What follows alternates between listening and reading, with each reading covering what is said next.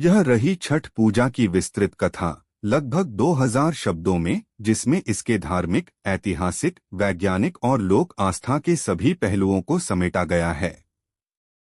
छठ पूजा कथा, सूर्य आराधना का महान पर्व। छठ पूजा भारत के सबसे प्राचीन और पवित्र त्योहारों में से एक है। यह पर्व मुख्य रूप से सूर्य देव और छठी मैया को समर्पित है। छठ पूजा का नाम संस्कृत के शब्द षष्ठी से पड़ा है, जिसका अर्थ होता है छठा दिन। यह पर्व कार्तिक मास के शुक्ल पक्ष की षष्ठी तिथि को मनाया जाता है, यानी दिवाली के छठे दिन। यह पर्व न केवल धार्मिक दृष्टि से बल्कि वैज्ञानिक दृष्टि से भी अत्यंत महत्वपूर्ण माना जाता है। इस दिन सूर्य की उपासना से मनुष्य को ऊर्जा, स्वास्थ्य, समृद्धि और दीर्घायु का वरदान प्राप्त होता है। सूर्य पूजा का महत्व।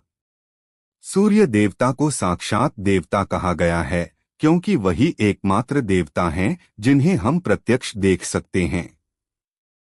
वे जीवन, प्रकाश और ऊर्जा के स्रोत हैं। सूर्य के बिना जीवन की कल्पना भी नहीं की जा सकती।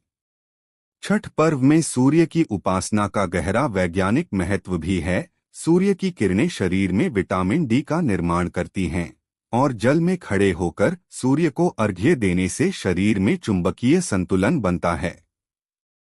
इसलिए छठ पूजा को शरीर, मन और आत्मा की शुद्धि का पर्व कहा जाता है। छठी मैया कौन है? छठी मैया को कात्यायनी देवी का ही एक रूप माना गया है। वे संतान और सुख समृद्धि की अधिष्ठात्री देवी हैं। लोक आस्था के अनुसार छठी मैया ही बच्चों की रक्षा करती हैं और मातृत्व का आशीर्वाद देती हैं। बिहार, झारखंड और पूर्वी उत्तर प्रदेश में लोग छठी मैया को परिवार की रक्षक माता मानकर पूजा करते हैं। छठ पूजा की उत्पत्ति की कथा। एक प्रथम कथा, सूर्यपुत्र कर्ण की पूजा। महाभारत के अनुसार कर्ण सूर्य देव के पुत्र थे।